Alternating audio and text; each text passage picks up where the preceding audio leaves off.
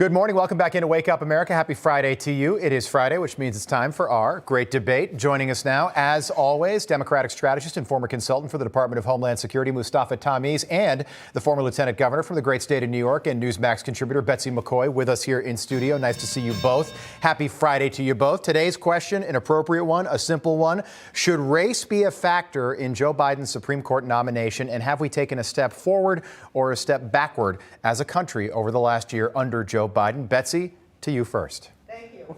Well, Joe Biden has said that he will only consider African-American women for the next seat on the Supreme Court. I'm sure there are many qualified African-American women who should be considered, but not to the exclusion of all others.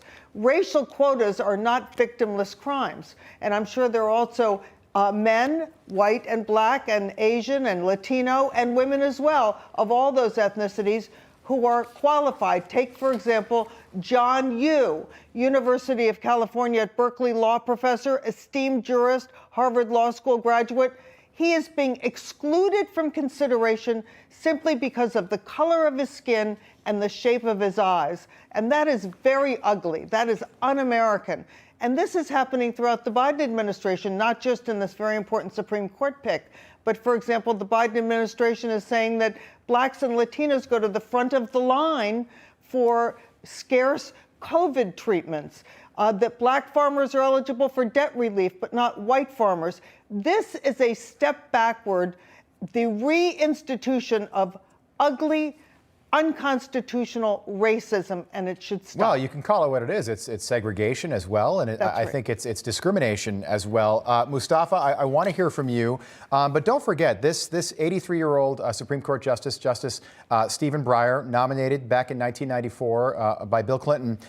His resignation, when it happens this spring, comes on the heels of the Supreme Court ruling on race cases involving discrimination in college admissions. At Harvard and other universities as well. What do you make of this? Well, you know what Ronald Reagan said, that he promised to appoint a woman in the early 80s. Nobody crowd foul. When President Trump went to North Carolina and said that he would appoint a woman and promised to appoint a woman, nobody cried foul. And if Joe Biden goes to South Carolina and says he's going to appoint an African-American woman, all of a sudden, this becomes a race and a gender issue. It becomes an issue of excluding others, when in turn, he's trying to make a historic appointment.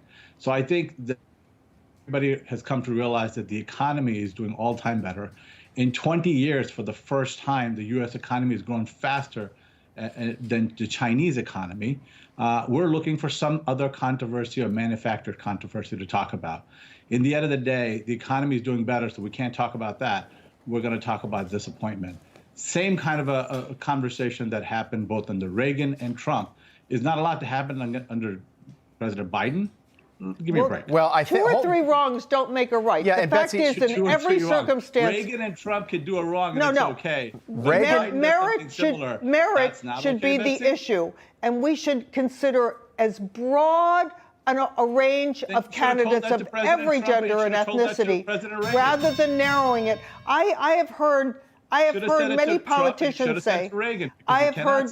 Hold on. Let me jump in. So Reagan never made the firm promise that Joe Biden made. Joe Biden said, "I'm going to nominate a black woman for the Supreme Court." And no one else will be considered. Give me the floor for a second. I'll give you your time to speak, Mustafa. Sandra Day O'Connor, 1981. He said he would like to nominate a woman. He never specified race. He never specified. Ethnicity. Sandra Day O'Connor, white woman. Then he nominated three other Supreme Court justices throughout the 8 years that he was in office, all who served for a long time, by the way. But Biden is narrowing it to 6% the question of is, the population. By doing this now in 2022, is Joe Biden dividing us? Imagine he is. So my three siblings are attorneys. My daughter wants to be attorney. My daughter's white. So she's going to grow up to become an attorney maybe one day and not be a Supreme Court justice in Joe Biden's brand new America? Answer that question. Well, I have three sons. But when President Trump promised that he would appoint a woman, if Joe Biden's president, they can't be nominated for the Supreme Court. And what about Asians? There are no Asians on the Supreme Court. As soon as you start creating these niches It's so exclusionary. It's okay for it's full Republicans of to create prejudice. niches, but when a Democrat Go ahead, does Mustafa. it's racist. Like, come on, let's be It is real. racist. The economy is doing great, and that's why What we're has the looking for another economy to do with it? manufactured Nothing. 7% inflation Right. and gas prices at almost $4 a gallon nationally. I wouldn't say the grew economy faster than is doing Chinese great. economy in When- 20 years. It's Mustafa, something that President when Trump you couldn't say- do that Biden did in his first year. When you say blacks and Latinos go to the front of the line for life-saving COVID treatments ahead of others with similar President medical Biden conditions. beat the Chinese economy that excuse President me. Trump could not When you do say in that his black first Mustafa, farmers can I get have debt no interest relief in the and Chinese not white economy. farmers, I have interest in our this economy. is All of a sudden, racism. we don't want to be competitive. We don't want our economy to grow faster than This other is a matter of countries. I don't do we know if I want a need- racist I mean- society?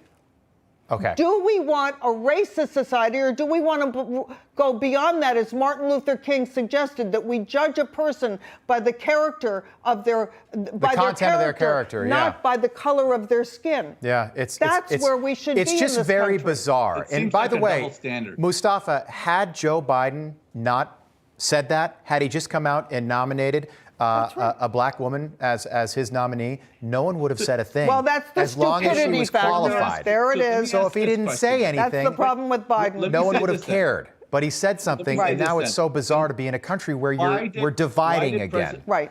Panel, Why we did got to leave it President there. Trump do it? Why did President Next Trump do it? week, Why did Reagan Mustafa. do it? Let's Why do did it again. President- Neil Gorsuch, Amy Coney Barrett, and Brett Kavanaugh. Brett Kavanaugh had an easy time. The Democrats treated him very yeah. well during his nomination process, if you remember that. Okay, we'll do this again next Friday. I enjoyed it, as always. Thank you so much. Good luck in the snow, Mustafa. Good seeing you. Hey, I'm Rob Finnerty. Thanks for watching. If you enjoyed this video, please join the conversation in the comments below. Don't forget to subscribe, too. Hit the bell icon to be alerted to breaking news. And remember, there's a whole lot more on Newsmax TV, America's fastest growing cable news network. Newsmax TV, we're real news for real people.